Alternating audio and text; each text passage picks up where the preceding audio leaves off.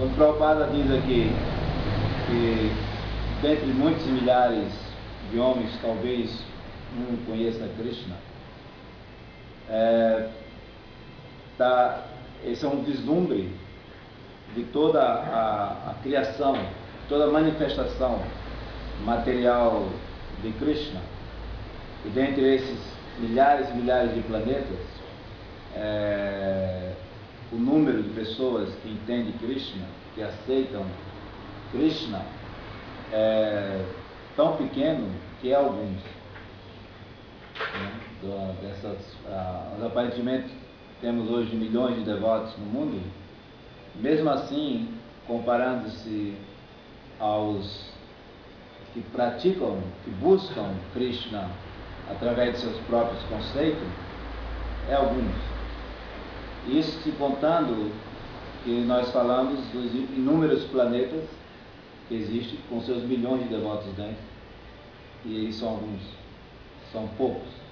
Existe uma infinidade de pessoas que estão buscando Krishna através de conhecimento empírico, da sua própria busca, como fala aqui do Brahman impessoal e do Paramatya. O Brahman impessoal é o mais proeminente no momento, já que Kali Yuga diminui o poder, então não tem menos pessoas buscando Deus no coração, o Paramatya, porque esse é um processo místico que requer muito sacrifício, austeridade, e não é muito possível hoje realizar, meditar em Deus no coração, ficar sentado, isolado em um local e conseguir ter essa realização. Mas o Brahman impessoal, esse sim, esse é muito popular, é onde coloca Deus como tudo e nada ao mesmo tempo. Deus é uma energia e é um aspecto de Deus, realmente. Krishna se manifesta, a primeira manifestação de Krishna é a luz. A luz é o primeiro estágio de ver Krishna. Então, os impersonalistas, eles aceitam esse estágio como verdade absoluta e faz inúmeras dissertações filosóficas sobre a luz, o Brahman, a refulgência. Então eles concluem que como Deus é uma luz, essa manifestação que nós temos aqui é uma Maya, ilusão. Deus, Krishna, se manifesta dessa forma para que através das práticas eles consigam chegar até a forma do Brahman. Mas esquece um detalhe, que a luz vem de uma forma, a energia vem de uma forma. Então a luz não pode vir do nada, a energia não pode vir do nada, tem que vir de algum lugar e de uma forma. A questão toda é que ao negar que Deus não existe como forma, é uma linha de pensamento estritamente burra, completamente limitada, conhecido como sem inteligência, porque Deus existe, se forma existe, porque vem de uma forma. A questão é como é essa forma, não exatamente que não existe, mas como é essa forma. Então, aí pode-se contestar, quem não segue a literatura Vaishnava pode-se contestar, tem algum argumento, mas o argumento de que a luz não tem uma forma, não vem de uma forma, isso é um pouco uma falta de inteligência, uma falta de pensar além da luz. Mas é um aspecto divino. Nós avançamos, as pessoas avançam também nesse aspecto.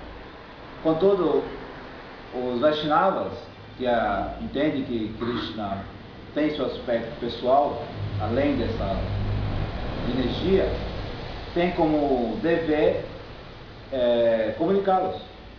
Dizer, não, você tem que ir além disso, tem que passar dessa fase. É nosso dever, de uma forma ou de outra, falar. não necessariamente que nós temos que fazer essa militância, de sair procurando um personalista para dizer que aceita. Não, porque uma das instruções do próprio Chaitanya Mahaprabhu é que não devemos se associar com impersonalistas, porque eles são capazes de contaminar a mente.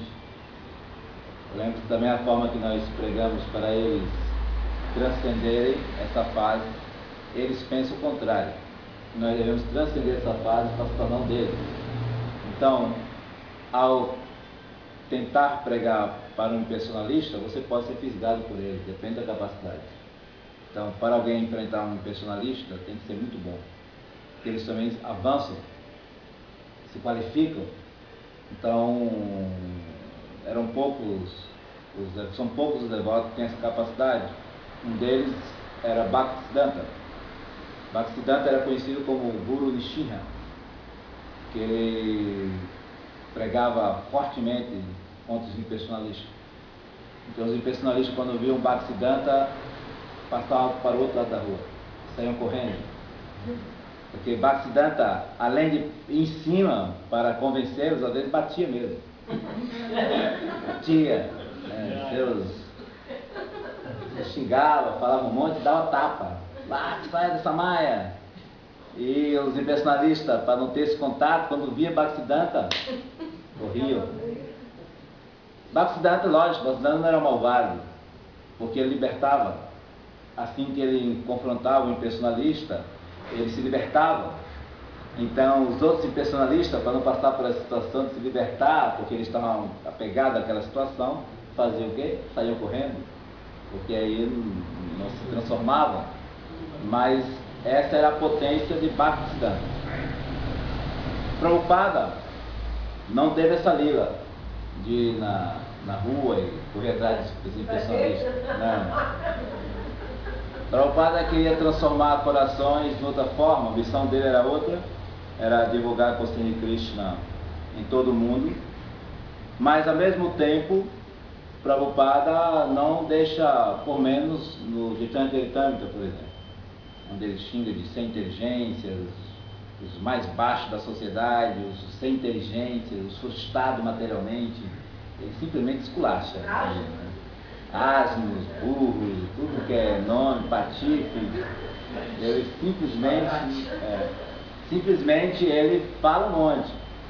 E é interessante porque alguns dos líderes impersonalistas até aconselham seus seguidores a ler o Chaitanya Charitamrita.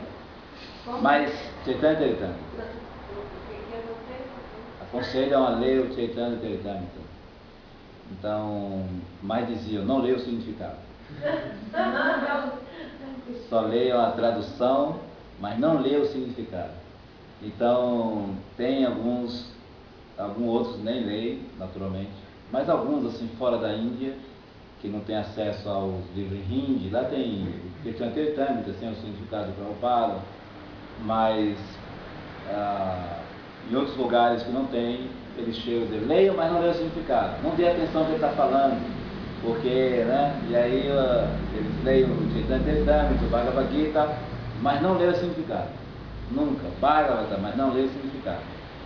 Porque para eles é ofensivo, agressivo. Contudo, se eles lerem de fato, eles não vão se sentir ofendidos.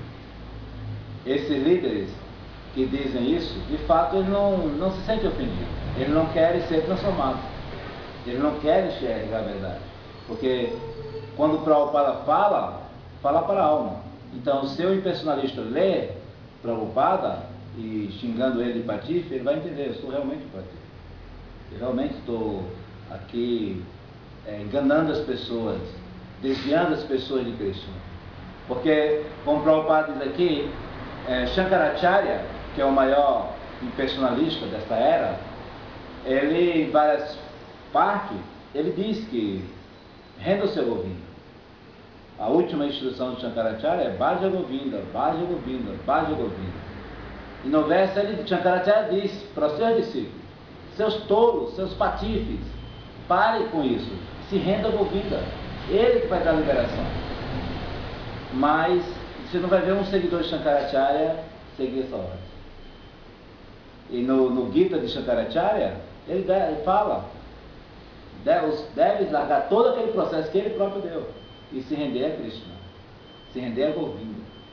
E, no entanto, eles hoje criam significados e explicações para mudar, deturpar a história. Porque, de fato, essas pessoas, elas gostam do poder, elas gostam do controle. Elas, através do processo que Shankara deu, adquire poder, adquire pureza nos seus atos. Então, o que é que elas querem? Desfrutar desse poder. Elas conseguem seguidores, né? E seguidores dá muita fama, prestígio. Aqui no Ocidente nós temos seguidores. Então, por exemplo, um cantor lança alguns discos e adquire alguns seguidores, muitas vezes. Mas se ele não manter o padrão do disco, os seguidores diminuem. E se ele parar de cantar, talvez acabe os seus seguidores, porque é algo muito efêmero, né? Agora, na Índia não. Na Índia os seguidores adoram, colocam num palanquinho, né?